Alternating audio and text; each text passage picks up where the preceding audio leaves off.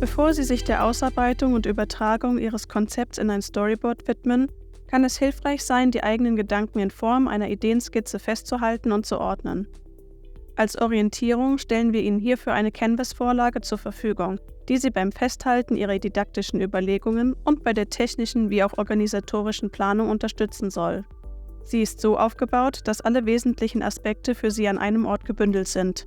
Allem voran können Sie oben links Ihren Namen und Ihren Fachbereich eintragen. Alternativ kann dies natürlich auch zum Beispiel in Schule, Fachgebiet oder Fächer sinngemäß geändert werden. Wenn Sie mit dem didaktischen Konzept starten, können Sie anschließend das übergreifende Thema einfügen. Unter Thema können Sie einen spezifischen Projekttitel oder einen Arbeitstitel für Ihr Bildungsanliegen eintragen. Bei der Neuentwicklung eines Lernszenarios kann es im Allgemeinen hilfreich sein, Ihr Konzept mit Text zu strukturieren. Die Tags können Ihnen dabei helfen, Ihre Ideen technologisch und didaktisch konkreter einzuordnen und festzuhalten. Unter Einbindung in die Lehre stellen Sie sich die Fragen, in welchem Kontext Ihr 360-Grad-Lernszenario eingebunden werden soll. Als eine Einführung in ein bestimmtes Thema oder aufbauend auf Vorwissen. Wie ist die Durchführung zeitlich, räumlich und sozial organisiert? Zum Beispiel wird das Szenario eingebunden in eine Präsenzveranstaltung oder wird es zu einem reinen Online-Angebot, welches für sich alleine steht. Unter Zielgruppe tragen Sie die Hintergründe zu den Personen ein, die Sie mit Ihrem Lernszenario adressieren. Das reicht von einfachen Informationen wie Fach oder Semester bis hin zu weiteren Eigenschaften wie zum Beispiel Medienkompetenz, Ein- bzw. Mehrsprachigkeit oder Motivation. Unter Vorwissen können Sie zudem genauer ausformulieren, welches Vorwissen oder Vorerfahrungen Ihre Zielgruppe mitbringt oder nicht mitbringt.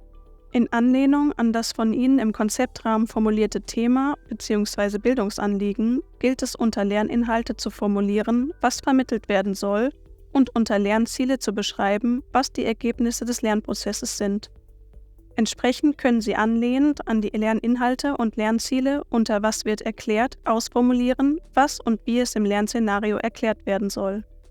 Nachdem Sie die didaktischen Aspekte festgehalten haben, folgen organisatorische und technische Felder hier im Canvas. Unter Produktionsorte können alle Orte eingetragen werden, an denen Sie die Panoramabilder shooten. Unter AkteurInnen tragen Sie alle Personen ein, die in Ihrem Projektvorhaben mitarbeiten. Das können zum Beispiel ProfessorInnen, studentische Hilfskräfte oder andere beteiligte Personen sein. Wenn Sie es schon wissen, können Sie auch die Aufgaben der einzelnen Personen hier festhalten. Bei Lernmaterial tragen Sie ein, ob Sie schon andere Materialien haben, die Sie für Ihr Lernszenario weiterverwenden können.